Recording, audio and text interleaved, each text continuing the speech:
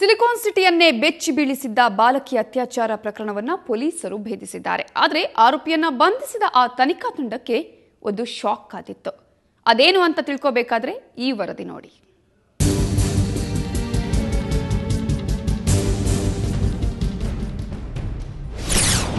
ದಿನಾಂಕ 4/1/2014. ಸ್ಥಳ ಬೇಗೂರು ಪಟೇಲ್ ಲೇಔಟ್. ಸಮಯ ಮಧ್ಯಾಹ್ನ 12:30. ಅವತ್ತು ಬೆಂಗಳೂರಿನ ಬೇಗೂರಿನ ಪಟೇಲ್ ಲೇಔಟ್ ಬೆಚ್ಚಿ ಬಿದ್ದಿತ್ತು. 9 ವರ್ಷದ ಬಾಲಕಿಯನ್ನ ಕಿಡ್ನಾಪ್ ಮಾಡಲಾಗಿತ್ತು. ಅಷ್ಟೇ ಅಲ್ಲ, ಆ ರಾಕ್ಷಸರು ಅತ್ಯಾಚಾರ ಮಾಡಿ ಬೆದರಿಕೆ ಹಾಕಿದ್ರು.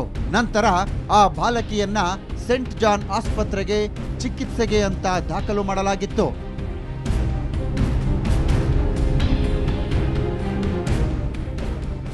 ಪ್ರಕರಣ ದಾಖಲಿಸಿಕೊಂಡಿದ್ದ ಪೊಲೀಸರಿಗೆ ಆರೋಪಿಯನ್ನ ಪತ್ತೆ ಮಾಡೋದು ಸವಾಲಾಗಿತ್ತು. ಕಾಮುಕನ ಪತ್ತೆಗಾಗಿ 9 ಎಸಿಪಿಗಳ ನೇತೃತ್ವದಲ್ಲಿ 9 ಪ್ರತ್ಯೇಕ ತನಿಖಾ ತಂಡ ರಚಿಸಲಾಗಿತ್ತು. ಒಂದು ಅಪ್ರಾಪ್ತ ವಯಸ್ಸಿನ ಹುಡುಗಿಯ ಮೇಲೆ ಅತ್ಯಾಚಾರವಾಗಿದ್ದು ಸ್ಕೂಲ್ನಿಂದ ಮನೆಗೆ ಹೋಗುವಾಗ ನಿನ್ನೆ ದಿನ ಈ ಆರೋಪಿ ಯಾರು ಅಂತ ಪತ್ತೆ ಹಚ್ಚುವುದರಲ್ಲಿ ಯಶಸ್ವಿಯಾಗಿದ್ದಾರೆ. ಇದರಲ್ಲಿ ನಾವು ಈ ತನಿಖೆ ಮಾಡೋದಕ್ಕೆ ಒಟ್ಟು 9 ತಂಡಗಳನ್ನು ಮಾಡಿದ್ದೀವಿ.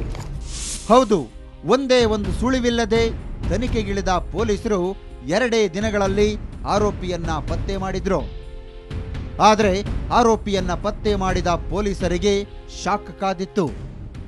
ಯಾಕಂದ್ರೆ ಆತ 13 ವರ್ಷದ ಬಾಲಕನಾಗಿದ್ದ. ಆರೋಪಿ ಅಪ್ರಾಪ್ತ ವಯಸ್ಸಿನವರಾಗಿರೋದ್ರಿಂದ ನಾವು ಇಲ್ಲಿ ಹಾಜರುಪಡಿಸಲಿಕ್ಕೆ ಆಗೋದಿಲ್ಲ. ಅವರು ಜುವೆನೈಲ್ ಜಸ್ಟಿಸ್ ಆ್ಯಕ್ಟ್ ಪ್ರಕಾರ ನಾವು ಮುಂದಿನ ಕ್ರಮ ಕೈಗೊಳ್ಳಬೇಕಾಗ್ತದೆ. 11/6/2000 ಅಂತಿದೆ, ಅದು ಸ್ಕೂಲ್ ಸರ್ಟಿಫಿಕೇಟ್. ಬಟ್ ಅವನು ಈಗ ಸ್ಕೂಲ್ನಲ್ಲಿ ಇಲ್ಲ.